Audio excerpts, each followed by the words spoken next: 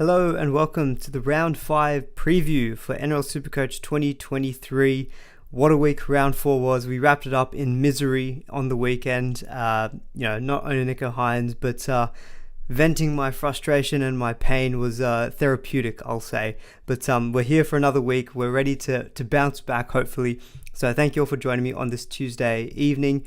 We'll say hello to a few people in the chat. We've got Brad, Kyle, Ian, as always. What will you do? I don't know yet.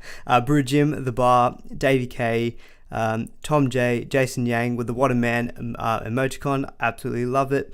Incentia, Wolfie, great to see all of you in the live stream tonight. Do give the stream a like as well throughout if you are enjoying it. I will quickly start off the stream. Just maybe very briefly how I went. So updated to 1099. Look, the rank was surprisingly a green arrow, to be honest. So at least I went up in rank despite not owning Hynes.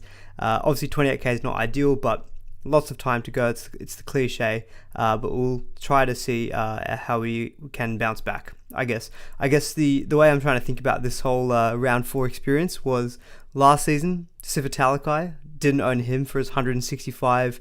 Jumped on him, did nothing after. Didn't have the likes of Joe Tarpany. Didn't own the Trell at all during the season. I still managed to climb ranks all the way. I think I got green arrows all the way from round 7 or 8 all the way to round 25 or 26, and I was like 50-50 decision from getting inside the top 1,000. So I guess I'm trying to give myself some confidence that it is possible.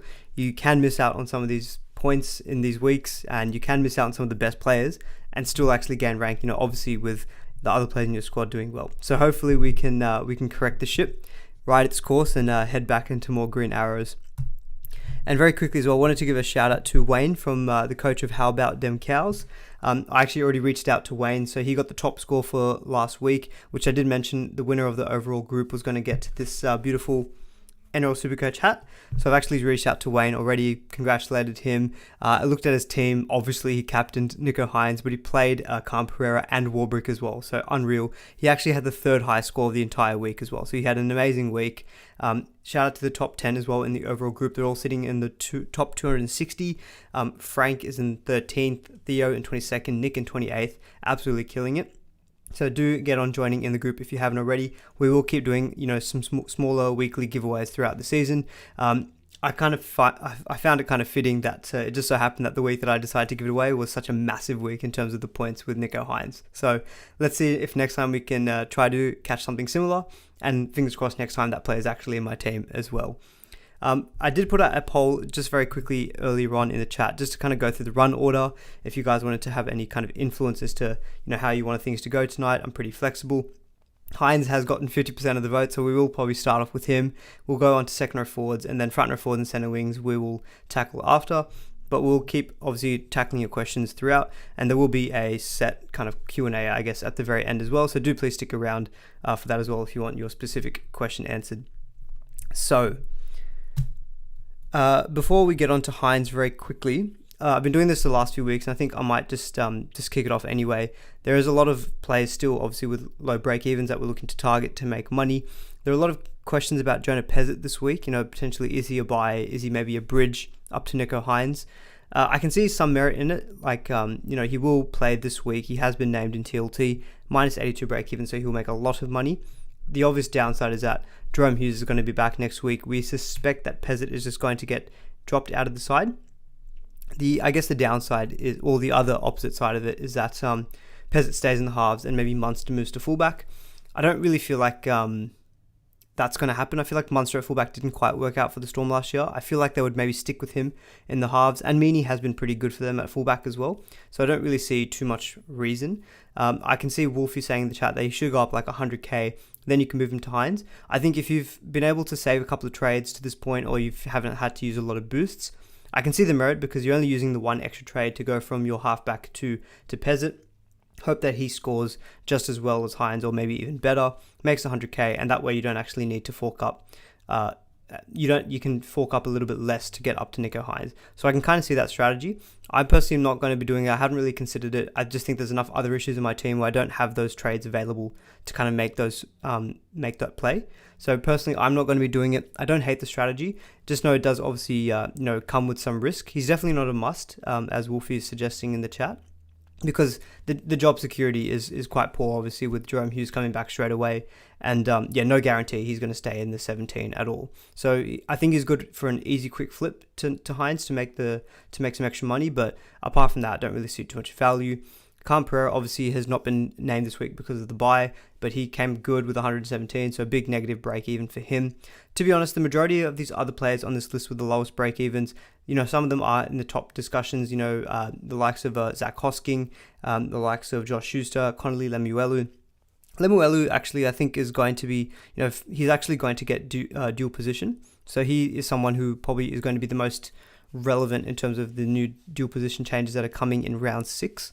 He'll get second row forward, I think, added on to his current center wing status. He's at a nice price that you can plug into your center wing if you needed to, say, make some money. I will answer a quick question here from SC Camel, which is thoughts on keeping Trindle. So Trindle was named in the 17 this week on the bench. So yeah, even if he just steps onto the field, he's guaranteed to make money with a minus 39 break even. I guess it just depends. Are you okay with not going with Hynes this week? If you're okay with still not going with Hynes this week, then I think it's fair enough to keep Trindle.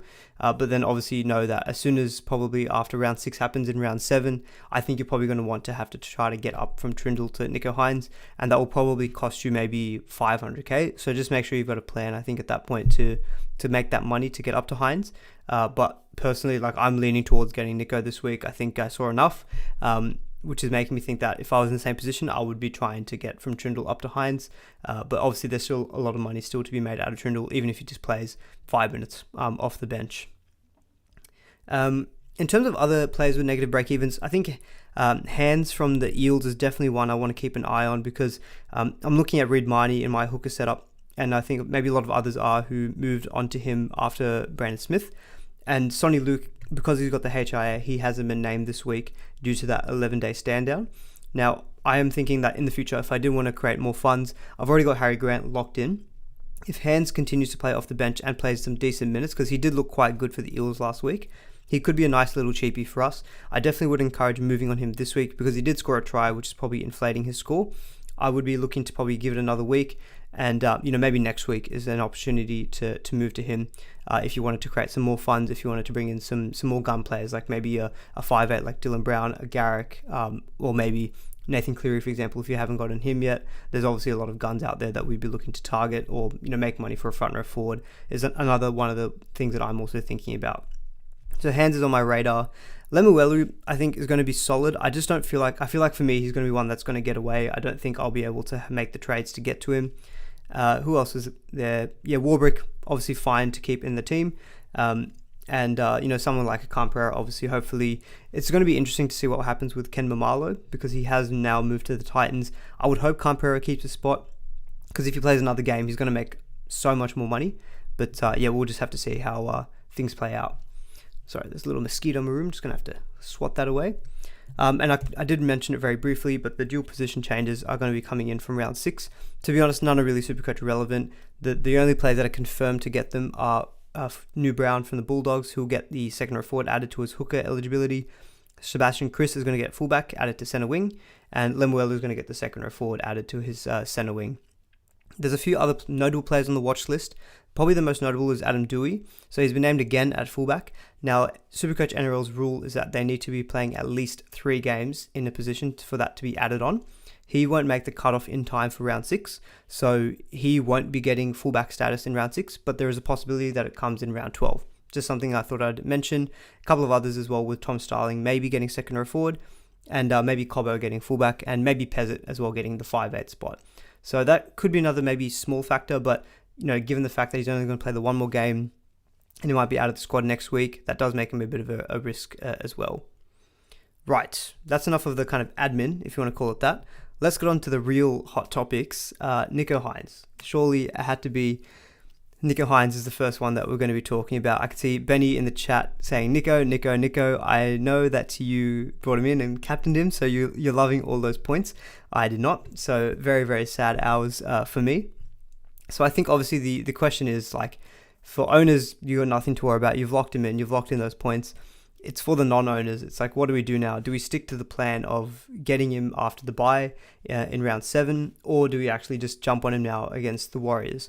Now, I will note, so I've got the little draw matrix that I do as per usual. I haven't yet updated the color schemes, I guess, for these different teams yet. That's probably something I'll be looking to do in round 6. The Warriors are definitely improved. They're not the easiest team now to score points against. They are defending quite well. I think they're fourth on the ladder, and I think they're in the top 4 for points conceded. They're defending very well. So you look at that matchup and you think it's not a must game for Nico Hynes to go big. My feeling is the way I'm trying to assess the whole decision-making process of, what was the reason why I didn't start with Nico, or why didn't I go for him in round 5? So for me, it was the case of, it was 900k. I thought the Dragons would be better because I thought it was a local derby, the Sharks playing away. First game back coming from the calf, I wanted to see kind of how he was going to go. And, I can reassess from there. I never kind of outright said that I was going to strictly get him after the bye. There's a small part of me did think there might be a chance where I have to get him in round 5 this week. And just the way he performed, like, I know Dragons just kind of imploded in the second half. And I know the Warriors have improved, but I'm just looking at him like he's going to be someone I'm going to want eventually, right? He won't change in price until round 7 because he's got the bye in round 6. And don't get me wrong, round 7 is a Roosters game, so it's not the easiest game on paper. The games after that are the Bulldogs, the Cowboys, and the Dolphins. Now, Bulldogs are looking a little bit better, but I still think there are points on offer. Cowboys are not looking as good. I'd probably downgrade them in my difficulty rating. And the Dolphins, we know, are good, but they're going to be without Sean O'Sullivan for an extended period of time. And he's been quite good for them. So that obviously might mean as a team overall, they do kind of reduce in the quality, I guess you can say. So the draw doesn't really doesn't even bother me, to be honest. Like, Hynes is matchup proof. I'm just looking at it as like, what's changed from 1 week that's now making me think I'm going to get him in this week. Even if you forget like the 180 points, like, he just looked good. Like, there was absolutely zero. I have zero concerns about his calf. Like, he was running the ball a lot, just looking amazing. And even if he scored 80 points less, if he scored 100, there's a pretty good chance I think I'd get him. I think he would have had to have scored less than 90 for me to say I feel comfortable not going for him. If he scored over 100, I was probably going to be thinking, you know what, he's going to be someone I want anyway. Coming into this week, I thought he's probably not going to be someone I'm going to captain, so is he really worth it at 900k? And I will say that in all honesty, if I brought him in this last week, I wasn't going to captain him. I probably would have still stuck with Grant. So yes, it would have been nice to have him, but I wouldn't have got the max points that a lot of the captainers did. Now looking at it, I'm thinking, okay, this week, my team, the main captains that I think of are Cleary, Turbo, and Nico Hynes. Turbo could very easily be a captain, but I'm looking at Nico now, I'm thinking, yes, the Warriors are pretty good at conceding points, but even if they only concede 18 points, who's to say that, Nico just gets 2 or 3 try assists and we're comfortably looking at like 110, 120 again. He has got a crazy record against the Warriors. I know the Warriors are very different, but I think his biggest ever SuperCoach score was against the Warriors. So for me, there's a bit too much FOMO. I think I saw too much. I will be getting Nico Hynes this week. I'm pretty certain of that. Hatsbra says the same thing. I'm buying the bullet and getting Nico this week. There's a few people asking about using lots of boosts. So I can see Tour Pro saying, I feel like using 3 boosts in a row is a massive mistake. To be honest, I'm not that bothered if you're using 3 boosts. If you're setting up your team well for the long run, you're jumping on the plays that you missed out on, fixing mistakes. I kind of found from last season that the boosts being used early in the season did help people. This season is a little bit different where you obviously have 2 extra weeks in the number of rounds. We went 27 rounds, not 25. We do have also 3 major bye weeks and a bye each week. And I guess we do have this new HIA mandatory stand-down period. So there's probably going to be better feasibility in actually keeping boosts or holding on to them. 3 boosts is probably the max that I'll be using, maybe up until, say, round 10 or something. But, I'm probably more on the conservative side of things. There's a very good chance I'll be boosting this week. I've only used the 1, so I feel okay using 2 boosts. And if I'm boosting for Hynes, to me, that feels okay. So I think people who are thinking about, I've already used 2 boosts, but let's say I don't own Hynes, I'd personally be okay boosting again if it meant you got in Hynes, because I don't want to go through that experience again. I want to have fun in this game as well, so I would have much more fun just being able to cheer on Hynes this week as well, because he's a great player. We love watching him. So for me, Hynes is coming in. I think if you didn't own Hynes and you're pretty still set on not going for him, I think that's perfectly fine because the Warriors are improving. and they do look much better defensively. But yeah, for me, I will be jumping on Nico for this week. So that's that. And the other thing as well is that I own I own Sam Walker. So Walker has got Parramatta this week, which is okay, but then it's a pretty tough draw with Melbourne and Sharks. So, round 8 obviously looks good against the Dragons. But yeah, for me, Walker, he doesn't feel like, to be honest, when I started with Walker, I think a lot of the plan was to move to Hynes in rounds 4 and 5. So I think I'm just going to maybe stick to the old original plan, and I'll just move for Hynes. I feel like Walker, I feel okay with selling. And even someone who has Cherry Evans, I know it's a good week against... It's a bit more difficult if you own maybe Cherry Evans or Adam Reynolds. Reynolds was pretty poor last week, only 27. I think it was on -2 at halftime. He does have the Tigers this week, but I think eventually you will probably want to go for Hynes as well. So I still feel like moving Reynolds on for Hynes, even with the tougher matchup and the bye coming in round 6. In the little table that I've put below me, I've just taken each of these players' averages against their upcoming opponent, just to really see, obviously I know it's a little bit skewed because players play in different positions all the time, so the averages versus opponents isn't always accurate, but I just wanted to put it together just to see, is there a chance that Hynes in 1 week can actually outscore some of the other halfbacks in 2 weeks? I'm looking at Sam Walker. His expected points against the next 2 opposition is 91. Hynes has an average of 108 against the Warriors, so I'm looking at that thinking, yeah, there could be a world where Walker goes 40 and 50 and Hynes just gets 100, and it would have made sense to move to him anyway. So for me, as a Walker owner, I feel okay about it because he's got 2 tougher games. Looking at Adam Reynolds, it's close as well. So it could be 20, 30 points differential. So I guess you kind of just have to weigh up, is the 20, 30 points that you might get holding on to your existing halfback worth being able to kind of watch Hynes and expect that he's not going to go big or something like that. So I think that's just what I'd be weighing up if you're looking to move on the likes of a Cherry Evans or a Reynolds. I know me, if I think I owned one of those 2 guys, but I didn't own Hynes, I'd probably still be looking to get him in this week. I just do think that him and Cleary are the elite, the halfbacks that we have. So for example, Humble is asking, actually this is a little bit different from Humble. He's saying he currently has Hynes and Cherry Evans, but he doesn't have Cleary. Would I trade out Cherry Evans for Cleary? That's a little bit tougher because, Cleary does have a high break even still of 114. He is playing Canberra away. Canberra aren't looking the best, and Jack Whiten is unavailable for them as well. I do think that Cleary is going to go well. And this is probably another small question I'll also address. Anyone who's thinking about doing Cleary to Hynes, it's probably not one that I would do because I do think that Cleary is going to do pretty well over the next little period. Canberra away, I think there are definitely some points on offer for them. Manly have improved, but we know Cleary can easily still get 75, 80. Newcastle away is obviously great. Rabbitohs is tough, but then you're looking at the West Tigers in round 9. Cleary is probably going to be a prime captaincy option. I'm looking at Cleary's draw, and I think it's definitely starting to open up now as well. So if you're a Cherry Evans over, I think you could maybe afford to hold this week because it is a really good matchup against the Knights. Even saying that, though, the Knights have looked a bit better defensively in a couple of games, like last week and also against the Tigers.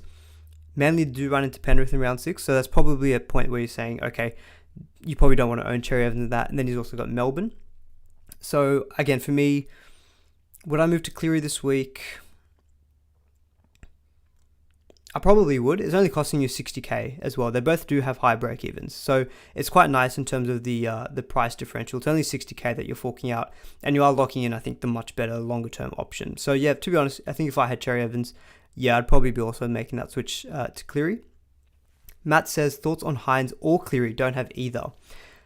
That's a tough one again as well, because if you don't have either, I would have to think that it would be Cleary because if you're looking at the next 2, you're taking Cleary's 2 games over Hynes' 1 game, and I think there's a good chance that Cleary can match Hynes this week. Canberra away, I do think is a good matchup. We've spoken about the Warriors improving as well already.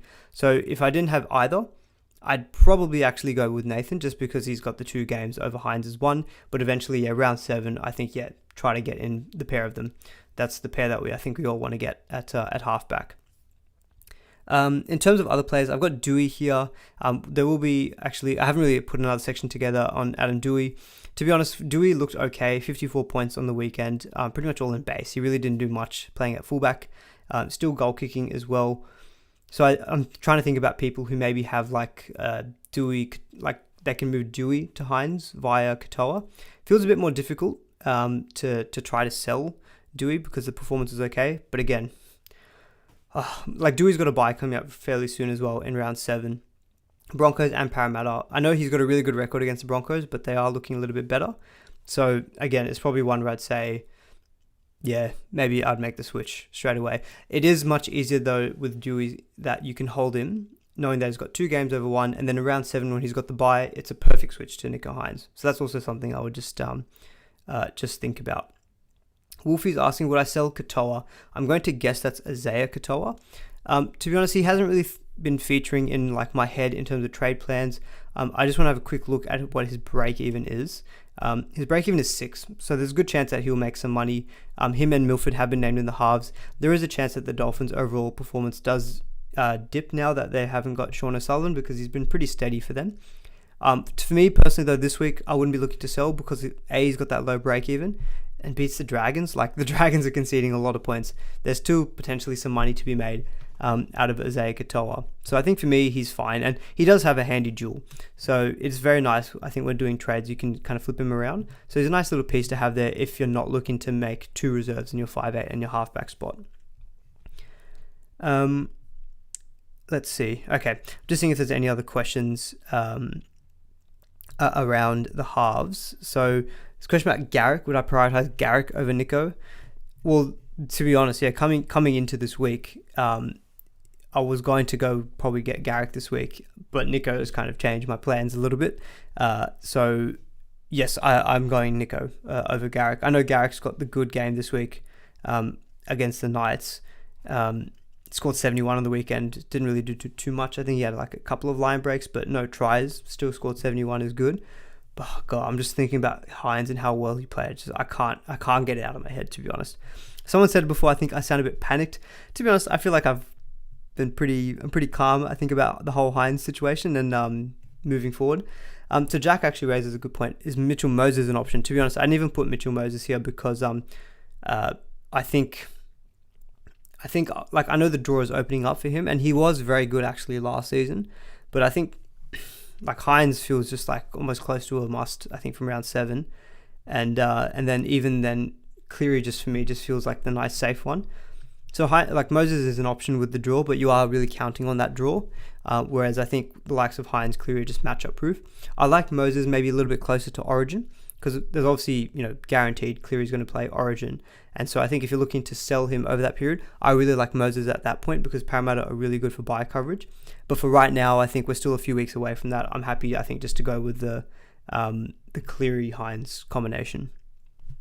And Sam's asking Reynolds for Hynes, even though of the matchup. Yeah, this is completely fair, right? Like Tigers is a great matchup for the Broncos.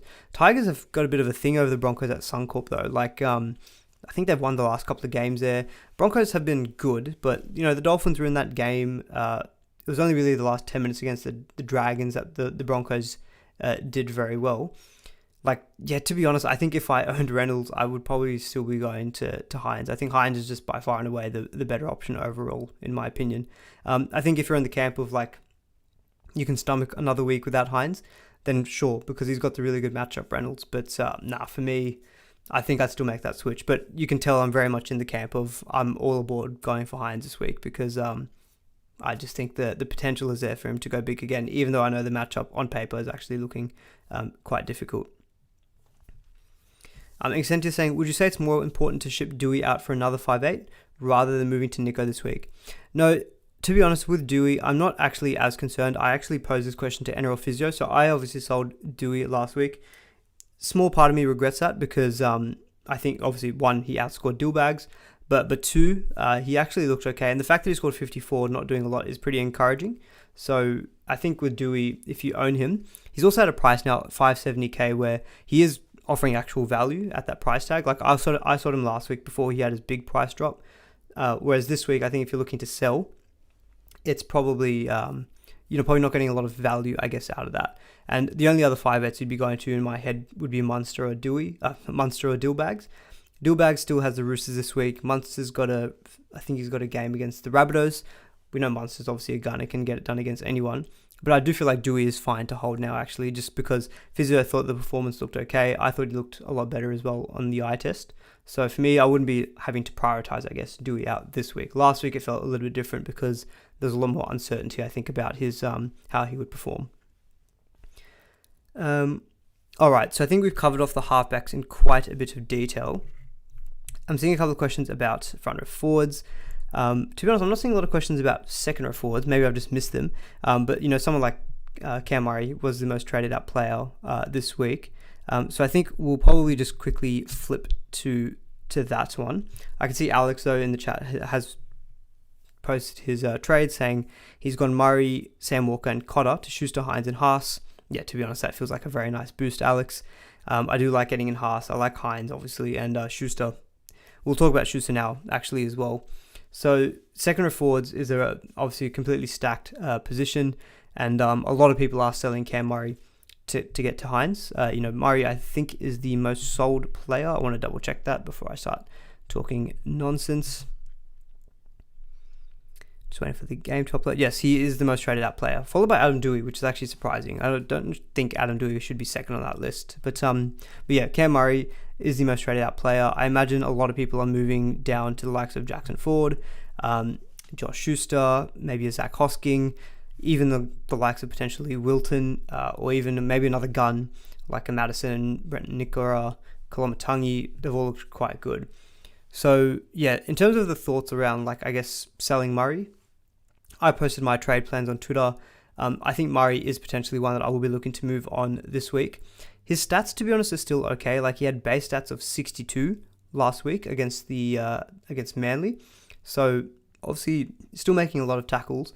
But this is something that Benny G actually said last week, and I watched the highlights again, and he is playing a lot of that link man role, which he was actually last year. It's just he's not putting people through the holes that he's creating with his passing, so he's not getting those line break assists, try assists.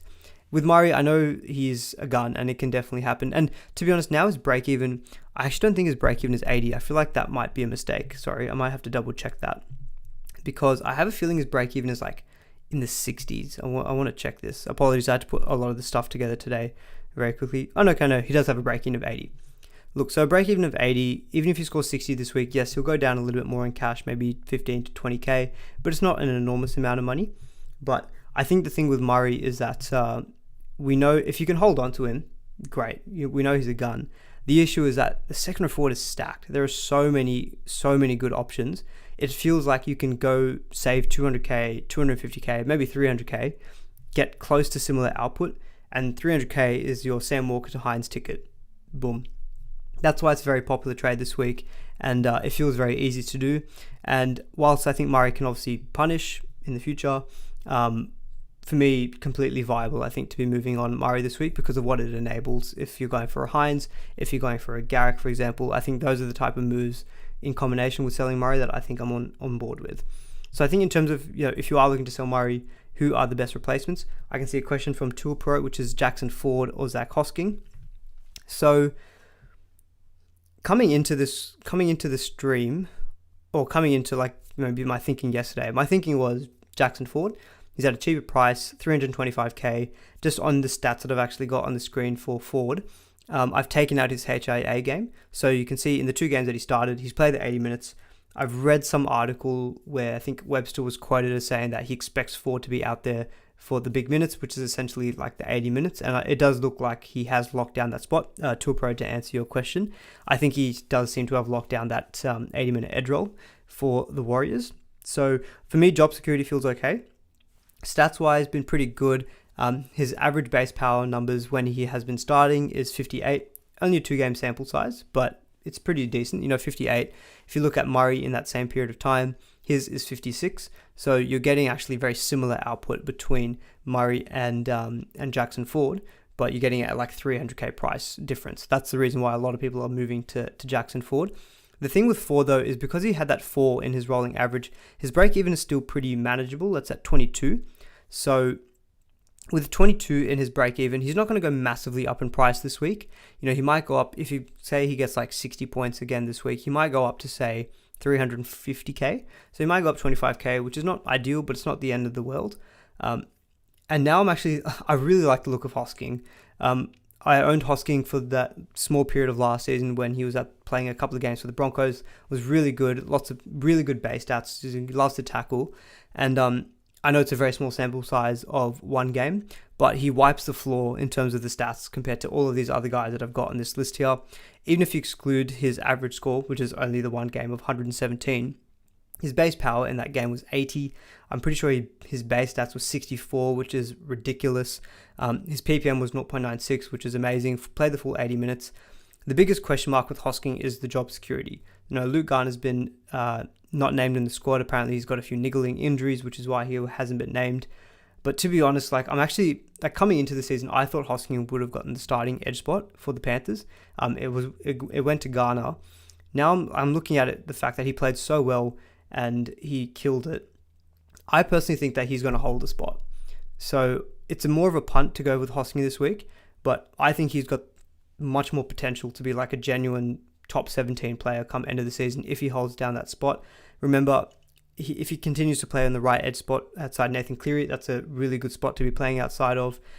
We saw what happened last week when Cleary put him through for a try. That can definitely happen again. The base stats are just so good though. So for example, Finn's saying, I have 500k for a second row forward. Who do I choose? To me, it would be one of Ford or Hosking. And so to answer that original question, which was Ford or Hosking, I honestly feel I lean closer to Hosking, I think, at this stage. The thing with that is we have another week to wait with Hosking. You can wait one more week, see how he goes, and then next week maybe you can get a bit more information about is he actually going to keep the spot. I'm just looking at him though, thinking I think he'll score more than Ford this week. Ford's got a relatively tough matchup against the Sharks, so Ford might go maybe 50, 55. Hosking against the Raiders without Jack Whiten, he might go 60 base, but he might get an attack stat and go 80. And all of a sudden, everyone is probably going to jump on him next week. I feel like it's one of those times where maybe you could look at this as a close 50-50 and maybe take the gamble and see if you can get one trade ahead of the crowd. It's kind of what I'm thinking at this stage. So I think Ford is very safe for job security. Hosking, obviously much more of a risk, but I have a feeling that he's going to hold down that spot. So to be honest, I'm leaning towards going Hosking at the moment, and I can still afford with a boost Murray to Hosking. That's like 200k. I can do Sam Walker to Hynes, and I can just do one more trade to fund it.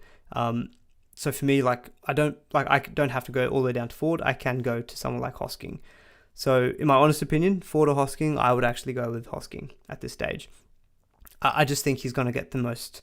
I feel like he's going to outscore Ford this week and probably the week after, and just moving forward. I think his potential as an outright gun is just much higher as well. I really liked what he did last year at the Broncos too. So in terms of other people saying the Cardi party, so I haven't got Cartwright on this list here. He does have a 1 break even, so he does feel a little bit too late now to buy. So congrats to owners. You obviously, I think, made the right call between him and Matt Dury. Just on Dury, I think he's got a break even of, I want to say 11 or 15. So Dury at the moment is in my squad. He's probably not someone I'm looking to move this week. I don't have to move him because I'm pretty sure even coming off the bench, he will be able to hopefully get more than 11 points. But then next week, he might be someone who I then look to move on to, say, a Ford or a Hosking. So again, with the Ford-Hosking dilemma, I'm kind of thinking I can get one this week and I can probably get the other next week. And so I'm thinking maybe I just take the chance on Hosking and hope that he outscores Ford enough. But Cartwright owners, I think you're doing just fine with him. 1 break even. He's a great player in your 17s. And eventually, I think when Sean Lane comes back, you'll have a much clearer idea as to what his role is. And then you can always move down then to some other second row forward. The second row forward, as you can see, is stacked. So many good options here. So in terms of Humble's question, which is Hosking, Eli Katoa, or Cardi. So Eli Katoa, I have been very keen on Katoa. He's looked really good. Base stats are really good as well. His base and power average is 60, which is really, really good for a starting price, which is 411k. Even at 577k, he's not at a bad price. I think you can still move to him. But let's say if you're selling someone like Murray, you're only getting 110k out of it. It just doesn't feel like a big downgrade in terms of generating the cash. And he is running into a tougher draw now. The Storm have had a few good games. They had games recently against the Bulldogs, the Titans, and who did they play last week? The Tigers. He is coming to a slightly tougher run now, and then he does have the bye in round 9, I want to say. So that is something that you should think about with Katoa. It's kind of why those small factors are making me think I'm not going to lean to Katoa. I feel like I've not missed the boat, but I feel like maybe I can try and go a little bit different within maybe an equally good option in Hosking, who doesn't have the bye coming up. And so I do really like potentially going with him over Katoa. So Hosking I probably rank slightly above him, but I do rank Katoa above Cardi because I think Katoa's job security is much safer than Cartwright, even though Cartwright has been doing very well for the Eels. So Incenti is asking Reynolds to Hynes and Dury to Ford. Can't afford Hosking. To be honest, if you can't afford Hosking, but you can afford Ford, it's still probably fine if that gets you to Hynes. Ford is not a bad option, put it that way.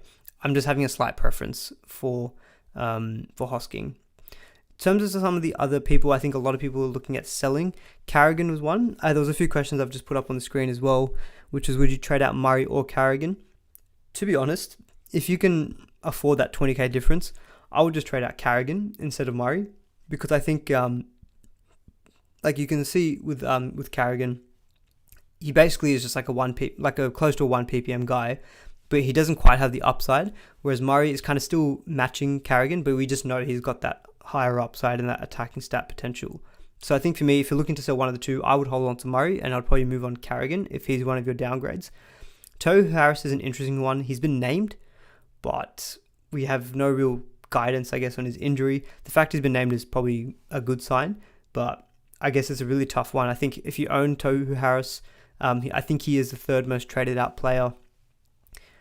It's tough because the Warriors play, I think, one of the last games of the week. If you can kind of finagle or hold off having to do your trade, like let's say, for example, you're doing the downgrade to get to Hynes.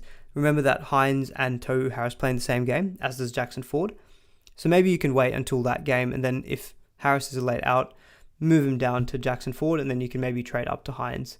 Although I guess the difficulty is the person you're trading out for Hynes might have locked out by that stage. So that's maybe something to think about. So Tohu Harris is a bit of a tricky one. Not a must sell, but I can understand if he's your guy that you're looking to downgrade. Knee injury might hamper him and his future points, and he has got a relatively high break even as well of 95. Robbie's saying Murray scoring 60 isn't a disaster. It's definitely not a disaster, but I guess the argument is that there are other guys in the position who are much cheaper than him scoring about the same. And that money lets you get from someone like maybe a Tabuai Fido to Garrick, Sam Walker to Nicho Hynes. It's that kind of combination that you need to look at, where you say, is it Murray and Sam Walker, or is it, I don't know, Hosking and Nicho Hynes? I'd probably take the latter, for example. So nothing wrong with Murray's scores, they're okay, but for his price tag, you can just get better value elsewhere that lets you fund bigger upgrades. Isn't Hosking going to lose his spot when Garner and Martin return in like a week? This is the thing. I kind of just have a feeling that Hosking is going to keep that spot. And, Liam Martin has been used in the middle before. Maybe there's a chance that Hosking just goes to the left edge and Martin stays on his right edge. Scott Sorensen's playing left edge, I believe, this week. Scott Sorensen is normally a bench player for the Panthers.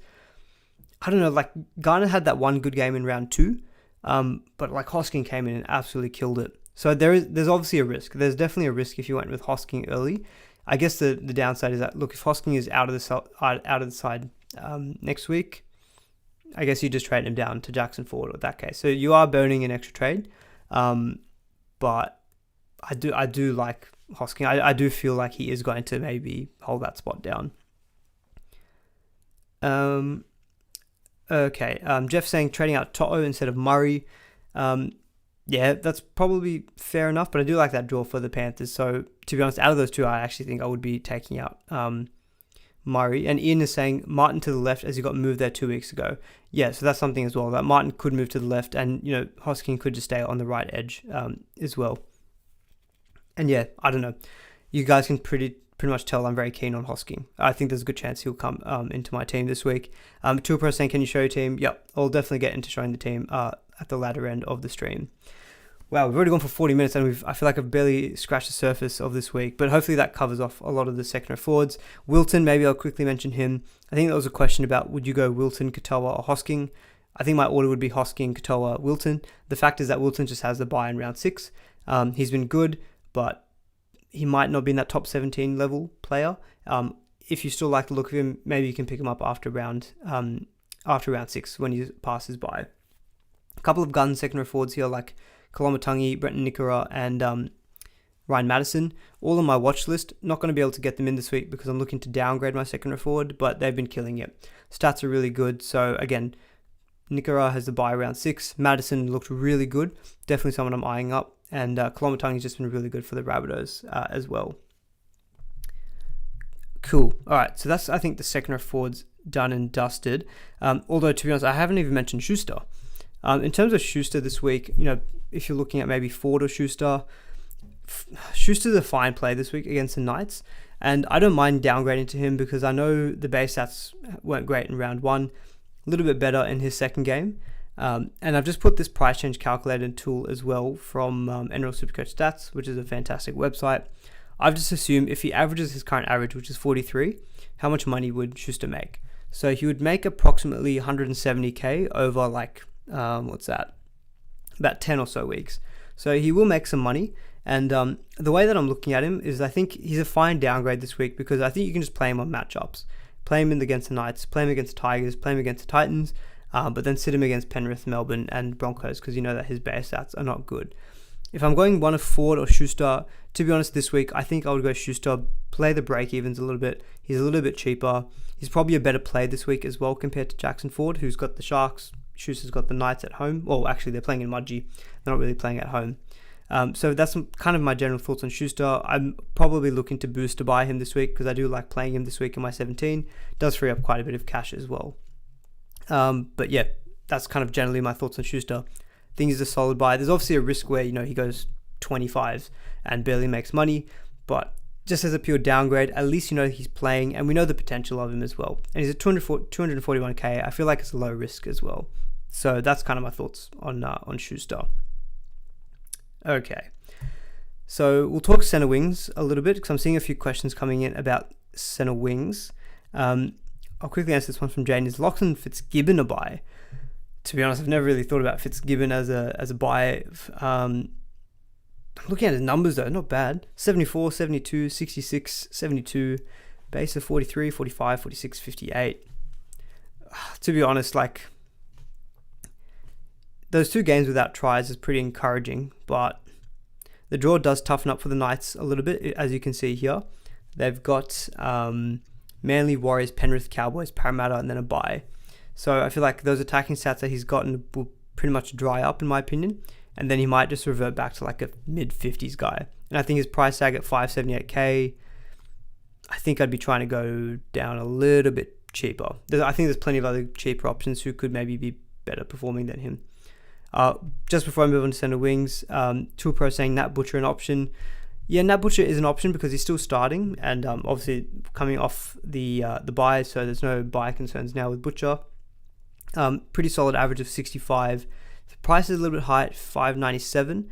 So I feel like, again, there's 200k that you could get from going to Ford. There's 150k that you could go going to Hosking, and I feel like they're going to get similar points to him as well. So I think from a money perspective, I'd probably look to just go even further down than Butcher. I know the draw is, again, tough, but for Butcher, it doesn't really matter. He's more of a workhorse. I'm, again, just thinking value-wise, maybe he's not ideal. Robbie is saying Schuster is a mystery.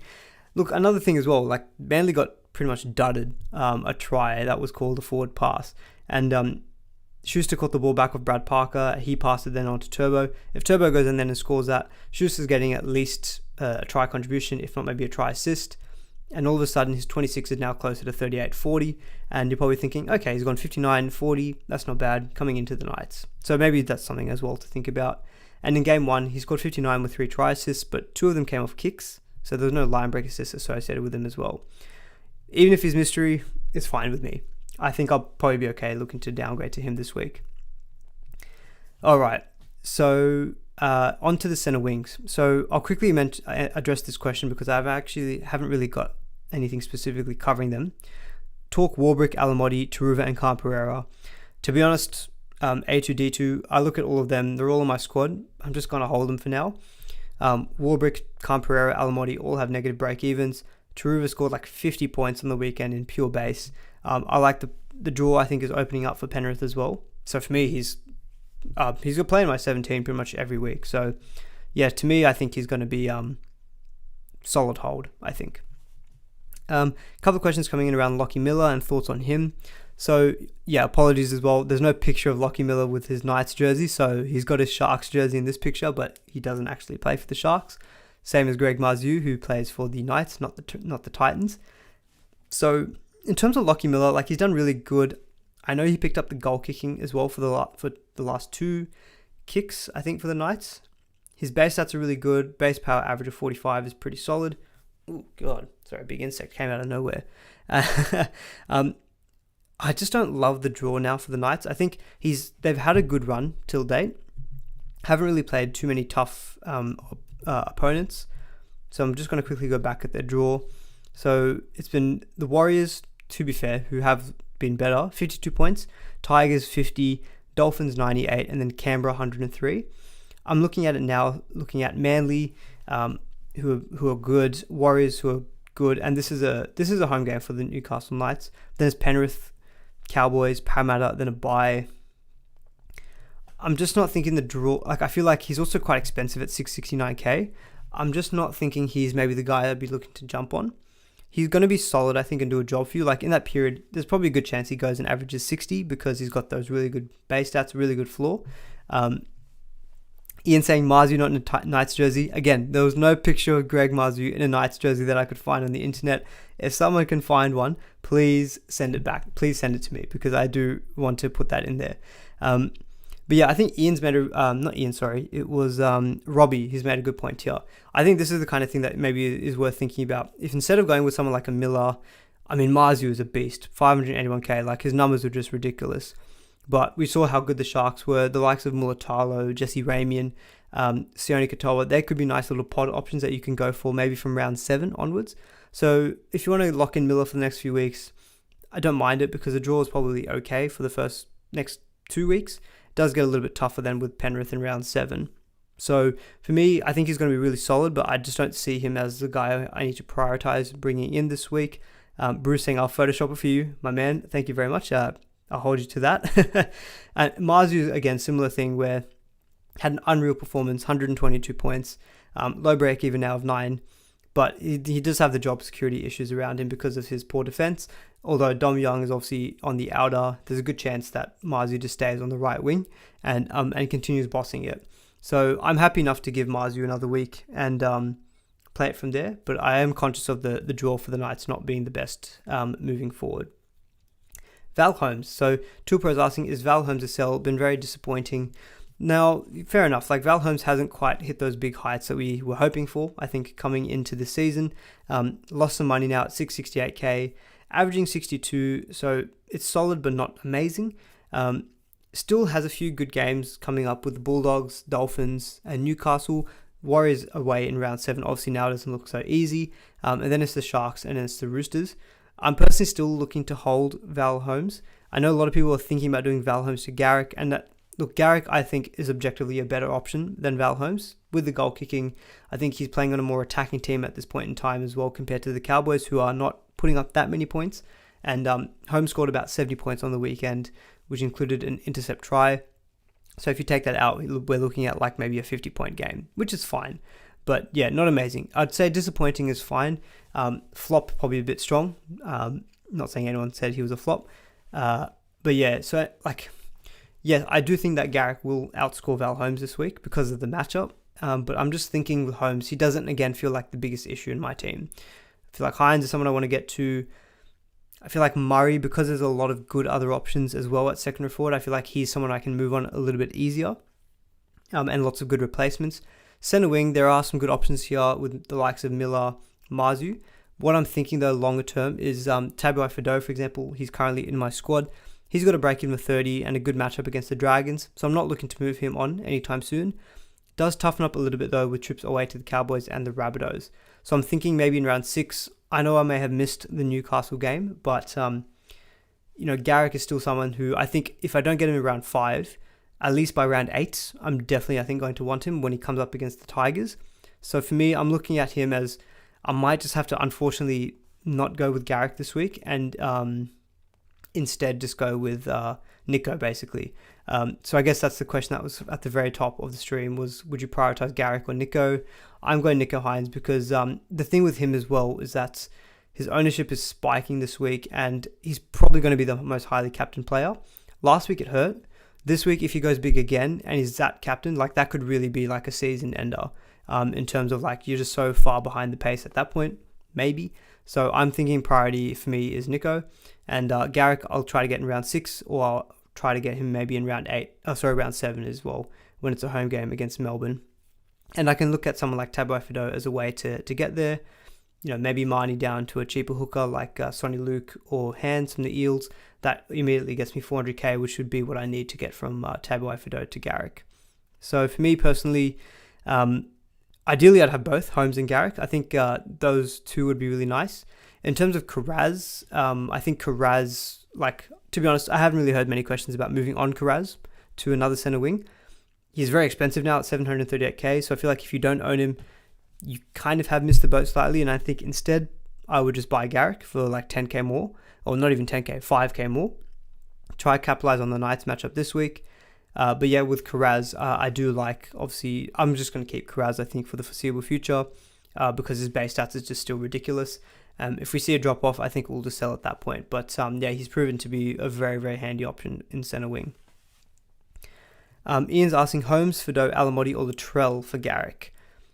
I mean, if you had to sell one of them and you can afford it, I'd sell Tabai Fido.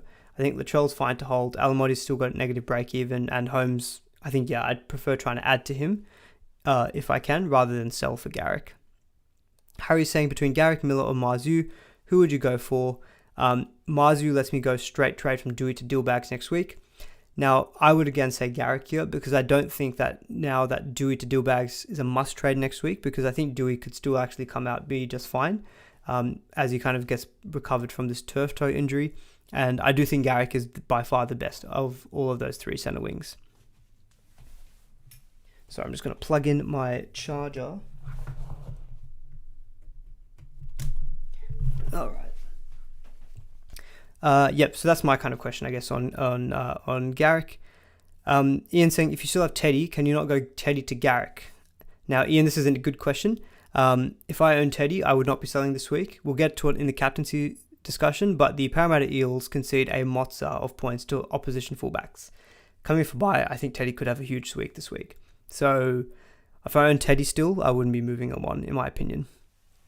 In terms of some other centre wings, quickly gave a shout out to Matt Tomoko because he's had some incredible numbers the last couple of weeks as well, but the Raiders don't really interest me because I just don't think they're, you know, especially without Jack Whiten, but, you know, his average last 3 weeks is 73, base stats of 29, 48, and 50. So, yeah, pretty good base numbers from Tomoko. Connolly Lemuelu is obviously an option as well if you are looking for a bit of a downgrade. Someone saying sell Suoli'i. Yeah, I think if you're still holding Suoli'i, I would be trying to get to someone like Garrick, I think. I don't think Suoli'i is a must keep, whereas I think Garrick is a genuine centre wing gun that you'll keep for the remainder of the season. Mr. Carly says, finished work, A Swizzle, how are we?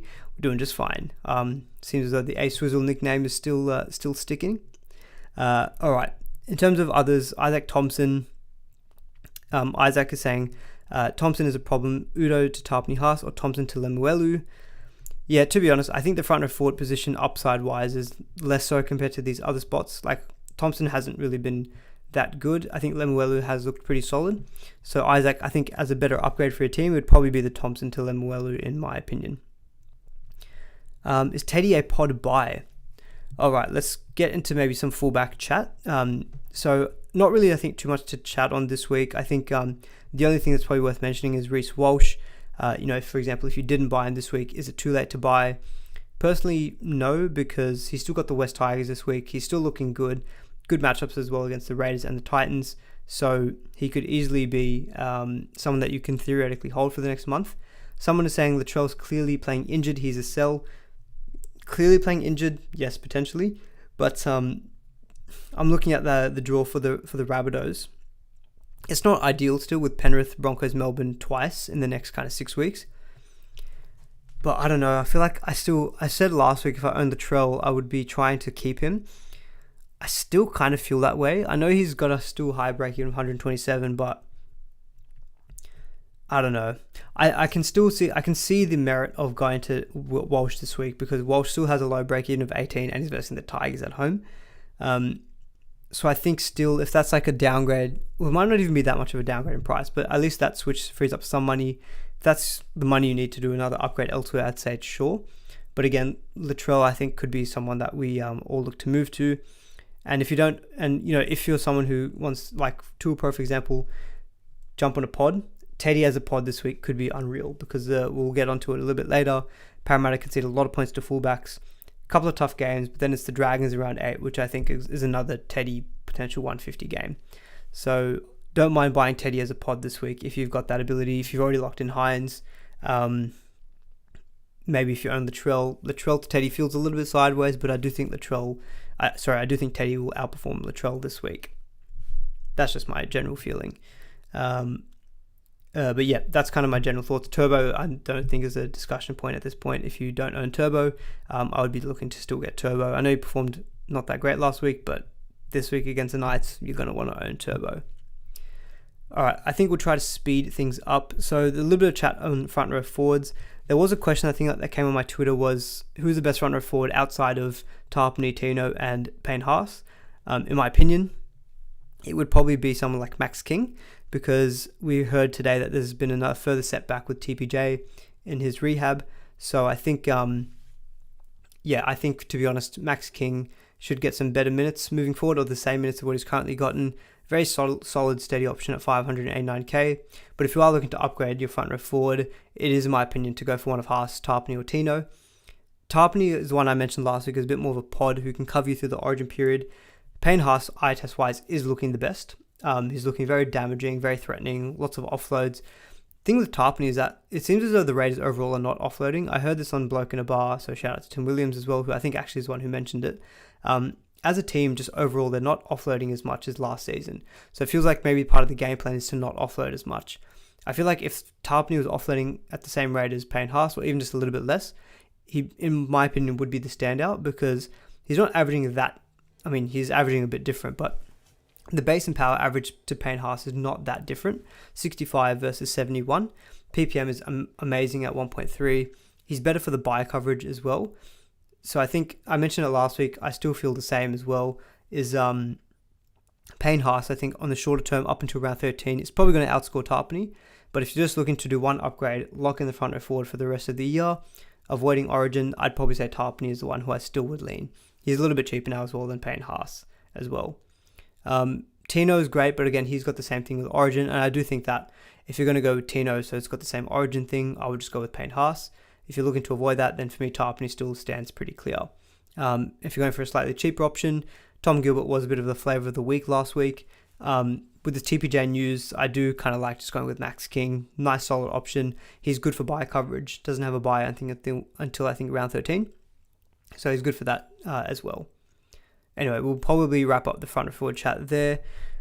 Just want to speed through because I'm already going for an hour, so I don't want to go for too long. I won't go through the top 10 trades ins and outs. I think we've covered pretty much all of these players. The only one is Tanner Boyd. But look, if Tanner Boyd's being sold for Nico Hynes, yeah, I'm all for it. He's got the buy this week. It's Nico Hynes. Yeah, I'm on board. Now, in terms of captaincy, I do want to give a shout out for captaincy. If you're on Twitter or you don't own Twitter, or don't have Twitter, not own Twitter, that's Elon Musk's, do please give a follow to NRL Statman. I've put at NRL_Statman. He started posting some unreal threads on Twitter about the average points conceded to opposition positions. Really, really helpful for SuperCoach, and he does it in terms of SuperCoach points conceded. It would have been very helpful for last week, seeing that the Tigers actually don't concede that many points to dummy halves, and it's where I found that Parramatta concede a lot of points to fullbacks. So do give him a follow, do check out his threads that he does every week. It's absolutely unreal. Really recommend it. And then as well, of course, to NRL SuperCoach Stats, where I get all my general stats from in my videos. And honestly, I don't think I'd be able to do these videos without their stats. So in terms of the captaincy breakdown, I'm going to try to add in, and I've gotten clearance as well from NRL Statman. He was fine for me to share these numbers, the average points conceded to that position. So for example, Teddy, if you own Teddy, he's a serious pod VC. I think if I own Teddy, I would VC him this week. Because I think, you can see Parramatta concede the most points to opposition fullbacks. In terms of other players, it's probably going to be VC Cleary. someone had a question about would you VC Garrick or Turbo. I know Garrick outperformed Turbo last week, but I think I mentioned this to someone else who asked the same question last week. In most weeks, I feel like Turbo can go big and Garrick might not have any involvement, whereas if Garrick is going big, there's a good chance that Turbo himself is going big because he's probably setting up Garrick as well. So I'm always going to take the safe route, I think, and go with Tommy as the VC captaincy option over Garrick. Turbo is currently my VC. Knights actually haven't been that bad at conceding points to opposition fullbacks. 53 is the average, but remember they have had a fairly easy draw, I guess. I'm just going to quickly look at their draw. So it was the Warriors, Tigers, Dolphins, and the Raiders. So the opposition fullbacks were Chancellor Klukstad. From the Tigers, it would have been Dane Laurie at that time, Tabai Fido, and it would have been Sebastian Chris. So the fullbacks that they've come up against aren't really the SuperCoach guns that we normally see.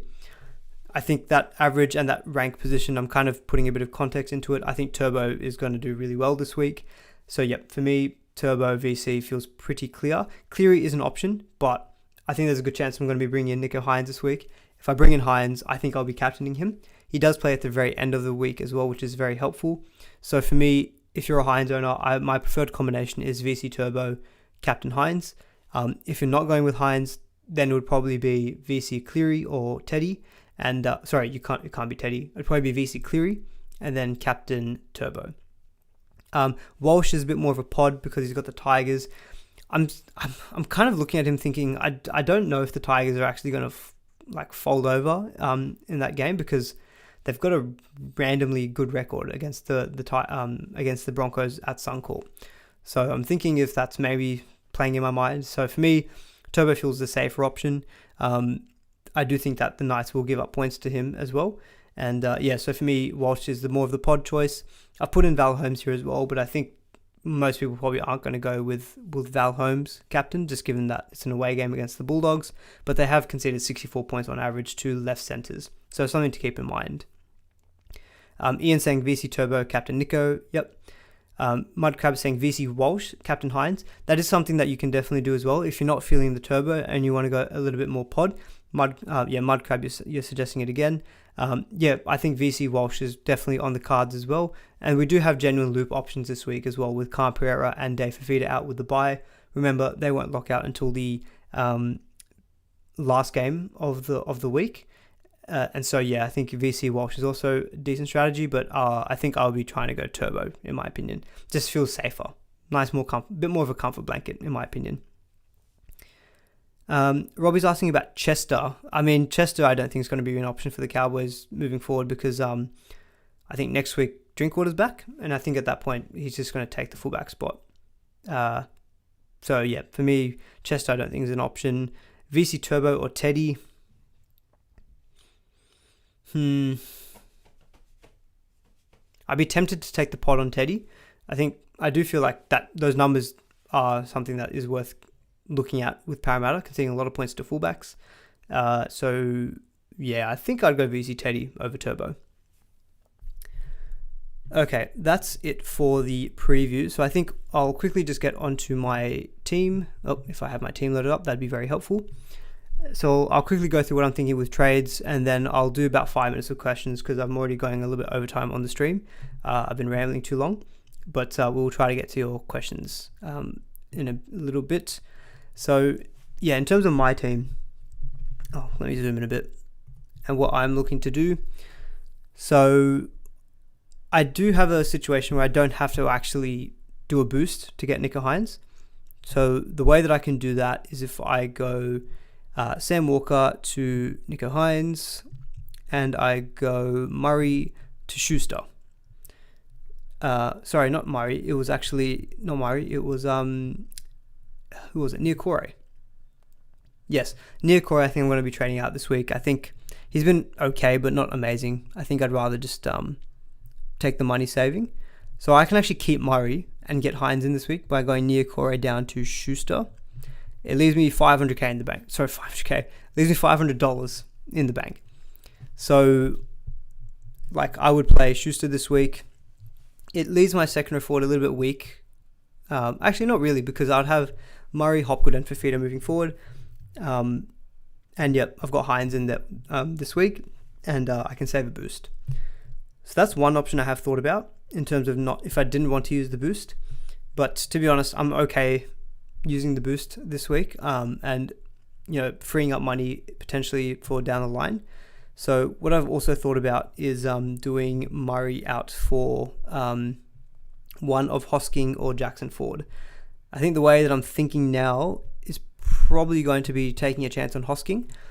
That leaves me with 208k in the bank, and what I'm thinking about doing with next week. So I know front row forward is an issue in the team. It needs to be fixed, but I think I'll be looking to make a move in round 7 when Oichukamanu has his bye in round 7, and I think I'll be looking to make an upgrade at that point, because Christian Welch also has the bye in round 9. So there is going to be an upcoming issue with these two front row forwards, but I think for now I'm looking to just keep it and just ride it out. And so if I did this as a boost, I get 208k in the bank. Next week, what I can do is Matt Dury out for Jackson Ford. That might cost me maybe 40k potentially. So I'll have 150 something k in the bank still. And at that point, maybe if Tabai Fedota as well, he might hopefully get over 500k. I can maybe go to a mid 600k center wing option, maybe as a bit of a pod. Maybe it's Marzu, maybe something like that.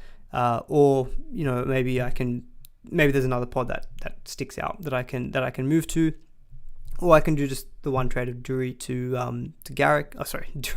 Dury to Ford. And then that would be round 5. Sorry, that'd be round 6. The week after, round 7, if I wanted to get in Garrick, I could probably do that by downgrading Khan Pereira, because he's going to go up in price again if he plays next week. And I can go Khan Pereira down to a cheapie, and then maybe I can do Reed Marnie down to Sonny Luke or Hands, and that could be maybe a Tabai Fedota out for Garrick or someone else for Garrick. I'm not looking to make in too many plans at this stage, but I am thinking of maybe doing this boost this week. To be honest, the only situations I can think about doing this week is changing Hosking to Ford, or just saving it and just doing Walker and Niokore to Hynes and Schuster. That could be just what I do. Connolly Lemuelu is an option as well at centre wing as a downgrade potentially for Khan Pereira. So yeah, that's what I'm thinking about. But I think I'm leaning towards doing this boost, freeing up some money. But yeah, still remains to be seen. But it's either going to be this, or I think just doing the Walker and Niokore out for Hynes and Schuster. So it depends, I guess, do I need to use the boost or not? It's kind of what the decision I need to make. But that's that. That's what I'm looking at doing in my team. Hynes is definitely coming in. When Hynes is in the team, I'll make him captain and I'll VC Turbo. And I think the reserves more or less pick themselves at that point. It would be, essentially the reserves that I've got now is who I'd be reserving coming into this week. All right, that's that on the team. We're 1 hour, 10 minutes into the stream, so do please give it a like if you've made it all the way through. We'll do 5 minutes of questions. Sorry I couldn't do much more time for questions, but we have been going on for a while. So I'll do 5 minutes of straight Q&A, and then we'll wrap things up there. Okay, let's see. Jane Lewis is saying, hey man, thoughts on Holmes to Lemuelu, Carrigan to Ford, and Moali to Haas. 260k spare for Reynolds to Hynes in 2 weeks. So I think it's fair enough to upgrade Moali. He is an issue. I'm just thinking front row forward is just kind of like a spot. Like, do I really need to make the change there? Holmes to Lemuelu is probably, they're probably going to score about the same. Carrigan to Ford I think is fine. I guess it's just the question of doing that further downgrade of Holmes to Lemuelu. I don't love the Holmes to Lemuelu in my opinion, because Kafusi is going to come back soon for the Dolphins. At that point, job security of Lemuelu, not too sure. Maybe he stays on the edge and Kenny Bromwich stays at prop. Carrigan to Ford I'm on board with, but the Holmes to Lemuelu I'm not personally feeling. Dury or Boyd out for Hoskins or Hands. Can only do one this week. We'll do the other next week. If I was going to do one of those this week, it would be the Hoskins one, because I think Hands is still a complete unknown. I feel way more confident in Hoskins' job security than Hands. So for me, Hoskins is a better long-term prospect. Dury is probably going to make his break even, but yeah, ultimately will have to be sold. So for me, yeah, probably would be Dury out for Hoskins. What do I think of these trades? Sam Walker to Hynes, Murray to Ford, Cotter to Tarpany. Yeah, I think they're all fine. They're all fine. I think we've kind of said that, like, I'm on board with getting Hynes in this week. Murray, I think, is okay to sell. Ford, I think, is fine. And yeah, I like Tarpany for Cotter. So I can't complain with that boost. Opinions on selling Fido to Jackson Paulo to make some money to bring in a gun, centre wing, or fullback in a few weeks. I don't hate this play, Cameron. So Jackson Paulo does have a fairly low break even. I think Parramatta is a game where their Roosters can score points. So I don't mind making that switch now if you've got the trades available to kind of, make the cash rises from Paulo and then, yeah, make the switch to a gun, centre wing. I think it's a pretty decent play.